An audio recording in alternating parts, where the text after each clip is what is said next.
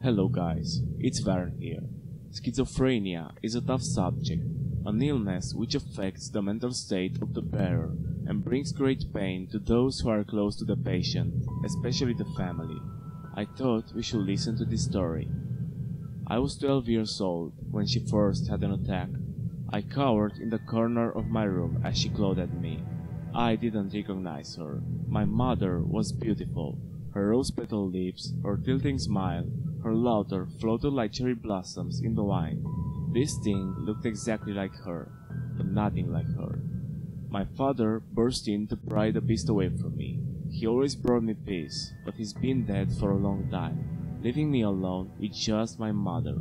I loved her when she was herself, but when her demons crept from the ground to fill her head with anguish, she had no choice but to join them and drag me down with her. I had her admitted to a mental hospital.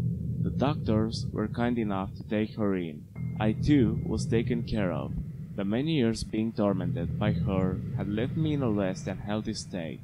My mother had stayed at the institute ever since, and I had moved on. I found a girl sitting on a bench by my favorite cafe, reading a book about giant robots, fighting even bigger robots. I never found the series as interesting as I found her.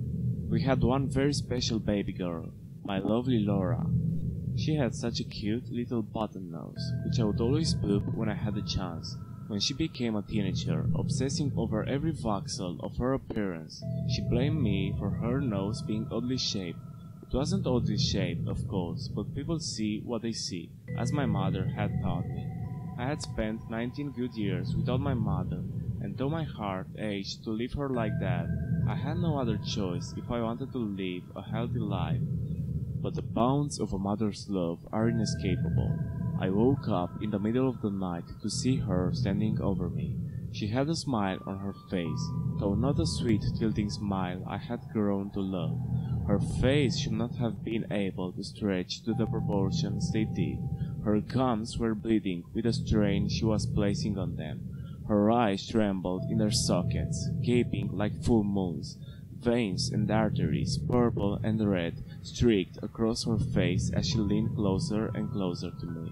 I could smell her putrid breath, her horrifying aura enveloping me in terror. Saliva dripped down her chin as her trembling eyes locked onto mine. "Dad!" I screamed, scrambling over my wife. I barreled out the door and down the hallway. I looked over my shoulder and saw her snapping at my heels. She was on all fours, yet her arms and legs were elongated and thin like a spider's. I threw myself down the stairs, tripping in the process.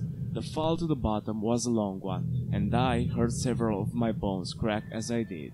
I curled into a ball, pain throbbing across my skeleton. I lay there waiting for her to tear me to ribbons, but she never came. I turned and surveyed the area.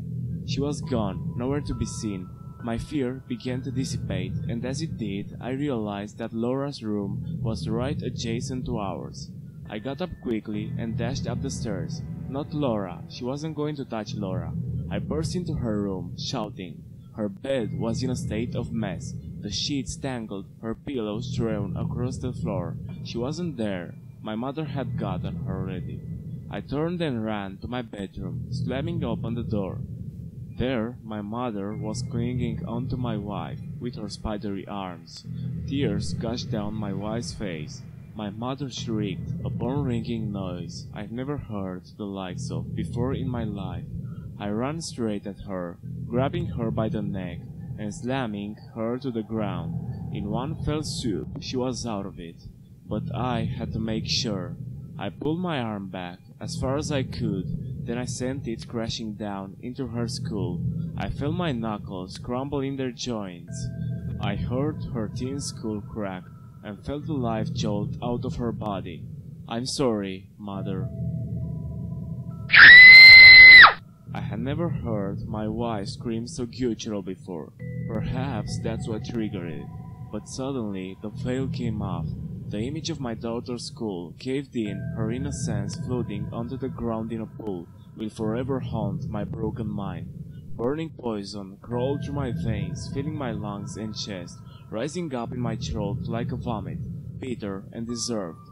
I looked down at my spotted hands, hands so bruised and bloody, hands so filthy and dirty, hands that will never be clean again.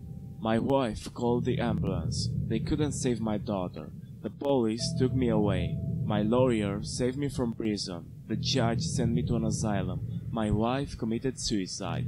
My whole world fell to pieces. My psychologist assures me that he understands. And all the while, I didn't take my eyes off my hands.